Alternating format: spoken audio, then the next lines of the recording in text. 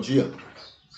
A gente vai continuar o nosso culto a Deus, conversando a respeito da sua revelação, a respeito do seu amor, a respeito da maneira como Ele cuida de nós e a maneira como Ele nos usa para cuidar das outras pessoas que Ele ama também e muito, tá bom? Então a gente tem feito isso, esse é o nosso grande objetivo no culto matutino terapêutico.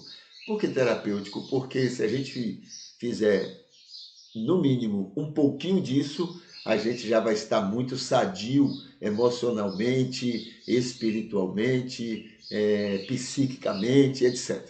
Entendeu? O amar aos outros e deixar que Deus nos use no seu amor para os outros, isso é muito saudável à nossa vida e aos nossos relacionamentos. Tá bom? Então a gente começa aqui pelo nosso momento devocional, conversando sobre o Sermão do Monte, né? Aqui no Sermão do Monte a gente tem então alguns aspectos que a gente quer chamar a atenção.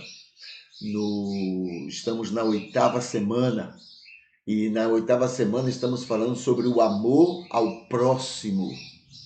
Amor ao próximo. Então a gente vem aqui, vamos lá. Já vimos aqui versículo 43, 44, 45, já vimos o 46, 47, aqui o 48, então fechando esse momento, né? Essa palavra de Jesus, esse 8º ponto da sua pregação. Então a gente tem, portanto, sede vós perfeitos, assim como o vosso Pai que está nos céus é perfeito. A gente conversou um pouquinho sobre isso, alguns aspectos disso ontem. E aí a gente chama atenção hoje para o seguinte: sede vós perfeitos como o vosso Pai também é perfeito. Ele deseja e consegue amar todo mundo sem exceção, ok? A gente viu isso ontem. Mas nós queremos, porque somos criados à imagem e semelhança, então o que faz bem para mim é querer também esse amor para as pessoas. Isso me faz bem. Quando eu trabalho inconscientemente contra isto, eu me prejudico, eu crio uma enfermidade emocional na minha vida, porque eu estou agindo contra mim mesmo, porque eu fui criado à imagem e semelhança de Deus, né? Aqui no ponto 10 diz assim: deixem-se influenciar pela imagem e semelhança com Deus, que todo mundo tem. Deixem e que essa influência, né, funcione em vocês. Deixe com que essa imagem e semelhança em que cada um foi criado, né, e é diante de Deus, deixe que isso dirija a vida de vocês, impulsione vocês a amar outras pessoas. E naturalmente desejarão amar o próximo, porque isso é natural e espontâneo. Deixem e permitam que o Espírito de Deus opere o seu fruto, a sua presença, né, na vida das pessoas. Então, produzindo mais amor em cada um de vocês em relação ao próximo, até em relação ao inimigo. Deixe que o Espírito Santo, permitam que o Espírito Santo trabalhe a alma de vocês, porque a partir daí vocês conseguirão amar o próximo e até o inimigo. No ponto 12 diz assim: resultados paralelos disso. Veja só os resultados paralelos. Quem ama se sente amado. Quem ama não consegue ver desamor nas outras pessoas. Entendeu? Então, digamos, tem alguém que está fazendo alguma coisa de ruim contra mim. Mas se eu amo aquela pessoa, ou eu tenho facilidade de amar as pessoas, eu não vou ver aquilo como sendo uma coisa intencional. Eu vou trabalhar aquilo entendendo que algum aspecto ou eu não estou entendendo, ou aquela pessoa não está entendendo, e aí por isso ela está com aquele comportamento. Mas não é uma questão de ódio. Quem ama não consegue perceber-se desamado, né? Que tenha alguém que esteja não amando. Pode ter comportamentos, mas não questão de eu não estou sendo amado por aquela pessoa. Então tem isso. Quem ama se sente amado. e isto o leva a amar mais ainda os outros. Olha que coisa, né? Que ciclo virtuoso, né? Eu amo, eu me sinto amado, e o fato de eu me sentir amado me leva a amar mais. E aí eu vou me sentir ainda mais amado, e aí eu vou amar mais ainda. Entendeu? Um ciclo virtuoso. Então o amor produz isso na vida de pessoas. Tá bom?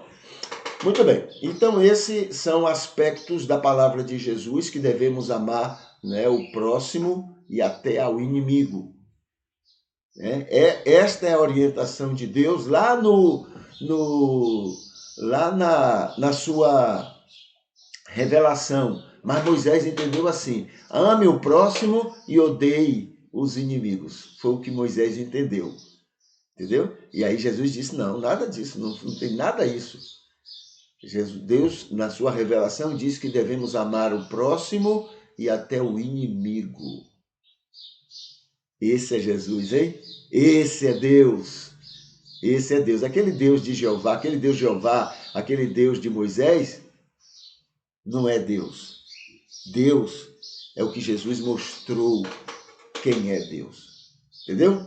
Muito bem, vamos aqui para o motivo que nós temos para a oração hoje. Aqui está, os que estão sempre cultuando conosco, tá? A gente lembra deles também. Adoradores enfermos ou em dificuldades, amigos e irmãos aniversariantes, né?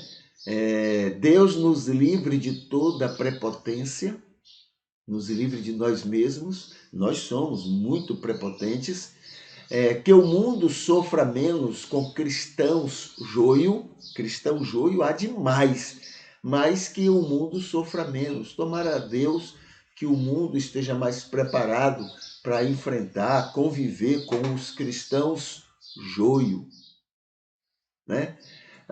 Que não nos deixe pensar que estratégias convencem pecador, que a gente deixe de acreditar que essas estratégias que a gente inventa dentro de igreja para poder converter pessoas, né? A gente inventa tanta coisa, todo dia tem um monte de coisa que a gente tem que fazer para ganhar almas para Jesus, que a gente pare de pensar que isso convence as pessoas do pecado, da justiça e do juízo. Quem convence essas pessoas é o Espírito de Deus.